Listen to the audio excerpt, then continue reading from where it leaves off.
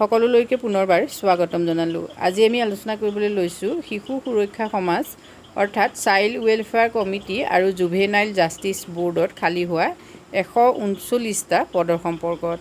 এই পদসমূহৰ বাবে কোনে কোনে আবেদন কৰিব পাৰিব আৰু লগতে কি কি যোগ্যতা থাকিব সেই সম্পৰ্কত সবিশেষ তথ্যখিনি তোমালোকে জানিব পাৰিবা আজি ভিডিঅ'টোৰ জৰিয়তে।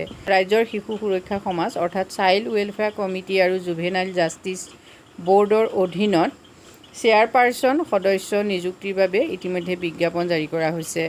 নিযুক্তিৰ স্থিতি আৰু জিলা অনুসৰি পদৰ সংখ্যাসমূহ তোমালোকে চাই লোৱা। 15 জুলাইৰ ভিতৰত তোমালোকে আবেদন কৰিব পাৰিবা। CWC অৰ্থাৎ চাইল্ড ৱেলফেয়াৰ কমিটি পজিশ্যনসমূহ চোৱা। জিলা বাক্সা চেয়াৰপাৰ্চনৰ পদ ইয়াত এটা আছে আৰু সদস্যৰ 4টা আছে। মহিলাৰ বাবে 2টা পদ কিন্তু সংৰক্ষিত।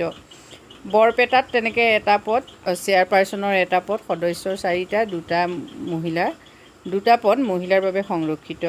বিশ্বনাথ, বঙাইগাঁও, চৰাইদেউ, ডিব্ৰুগড়, ধেমাজি, ধুবুৰী, গোলাঘাট, হাইলাকান্দি, হোজাই, কামৰূপ মেট্ৰ', কামৰূপ, কাৰ্বি আংলং, কাজিৰঙা, কাছাৰ, লখিমপুৰ, মাজুলী, নগাঁও, নলবাৰী, শোণিতপুৰ, শিৱসাগৰ, তিনিচুকীয়া, পশ্চিম কাৰ্বি আংলং, ডিব্ৰুগড় এই গোটেইকেইখন জিলাতে 4টাকৈ পদ খালী আছে সদস্যৰ আৰু এটাকৈ পদ খালী আছে চেয়াৰপাৰ্চনৰ।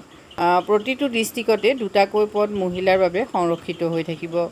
এতিয়া মুঠ পদৰ সংখ্যা হ'ল চেয়াৰপাৰ্চনৰ পদ হ'ল 25টা আৰু সদস্যৰ পদ হ'ল 100টা। তাৰে 50টা পদ মহিলাৰ বাবে সংৰক্ষিত।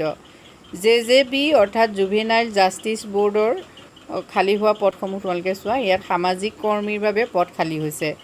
বাক্সা, বৰপেটা, বিশ্বনাথ, বঙাইগাঁও, চৰাইদেউ, ডিব্ৰুগড়, ধেমাজি, ধুবুৰী, গোলাঘাট, হোজাই, কামৰূপ, কামৰূপ মেট্ৰ', কাৰ্বি আংলং, কাছাৰ, নগাঁও, ওদালগুৰি, ব্ৰহ্মপুত্ৰ এইকেইখন জিলাৰ বাবে সমাজকৰ্মীৰ পদ 2টাকৈ খালী আছে। ইয়াৰে প্ৰতিখন জিলাতেই এটাকৈ পদ মহিলাৰ বাবে সংৰক্ষণ কৰা হৈছে। এই পদসমূহৰ বাবে যদি তোমালোকে আবেদন কৰিব বিচাৰা তেতিয়াহ'লে বয়সৰ নিম্নতম সীমা 35 হ'ব লাগিব আৰু ঊৰ্ধ্বতম সীমা 65 বছৰ, মানে 35 বছৰৰ পৰা 65 বছৰৰ ভিতৰত হ'লে তোমালোকে আবেদন কৰিব পাৰিবা।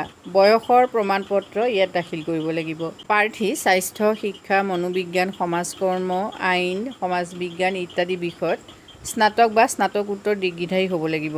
চাইল্ড ৰাইট বা চাইল্ড ডেভেলপমেণ্টত কাম কৰাৰ অভিজ্ঞতা থকা ব্যক্তিক অগ্ৰাধিকাৰ দিয়া হ'ব। এক্সপিৰিয়েঞ্চ কি বিচাৰিছে চোৱা। স্বাস্থ্য, শিক্ষা বা সমাজ কল্যাণৰ ক্ষেত্ৰত কাম কৰি থকা লোকক অগ্ৰাধিকাৰ দিয়া হ'ব। চেয়াৰপাৰ্চনৰ বাবে সংশ্লিষ্ট খণ্ডত 7 বছৰৰ অভিজ্ঞতা থাকিব লাগিব। সদস্যৰ বাবে 5 বছৰৰ অভিজ্ঞতা থাকিব লাগিব। কোনসকল ব্যক্তিয়ে এই পদসমূহৰ বাবে আবেদন কৰিব নোৱাৰিব, মানে অযোগ্য হিচাপে কোনসকলক চিনাক্ত কৰা হ'ব পাৰে তোমালোকে চোৱা। চৰকাৰী কৰ্মচাৰী বা স্বশাসিত সংস্থাৰ কৰ্মচাৰী, ৰাজনৈতিক দলৰ সক্ৰিয় সদস্য, কোনো NGOৰ সৈতে জড়িত পৰিয়ালৰ সদস্য, চৰকাৰৰ পৰা অনুদান লাভ কৰা সংস্থাৰ সদস্য, শিশু সংক্ৰান্তত অপৰাধত দোষী সাব্যস্ত ব্যক্তি, কোনো বেআইনী কাৰ্যত জড়িত ব্যক্তি এওঁলোকে আবেদন কৰিব নোৱাৰিব।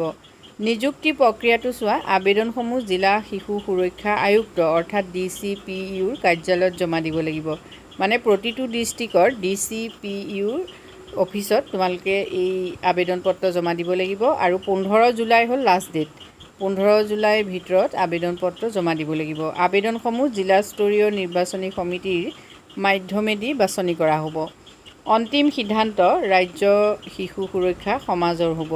সমূহত 3টা বছৰৰ বাবে নিযুক্তি দিয়া হ'ব, মানে 3 বছৰ কাল স্থায়ী হ'ব। বেতন কেনেকুৱা হ'ব সেই সম্পৰ্কত চাই লোৱা। প্ৰতি বৈঠক অনুসৰি বেতন দিয়া হ'ব। চেয়াৰপাৰ্চনৰ প্ৰতি বৈঠকত বেতন হ'ব 1500 টকা আৰু সদস্যৰ 1000 টকাকৈ হ'ব।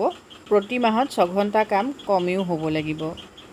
চাইল্ড ৱেলফেয়াৰ কমিটিৰ ডিষ্ট্ৰিক্ট অফিচত গৈ তোমালোকে আবেদন কৰিব পাৰা।